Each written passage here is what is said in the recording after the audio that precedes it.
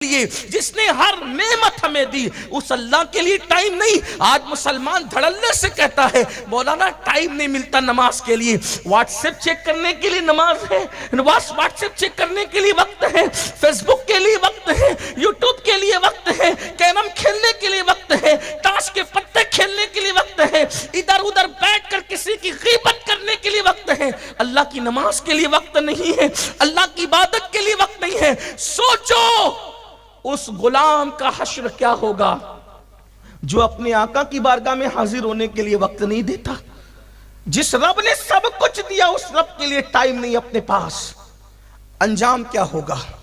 انجام کیا ہوگا؟ سنو، اللہ کرے کسی کے دل میں بات اترے، اپنے حال پہ رحم کر لو۔ اس سے پہلے کہ ہماری نماز جنازہ پڑھی جائے نمازی بن جاؤ، اس سے پہلے کہ موت کا فرشتہ آ کر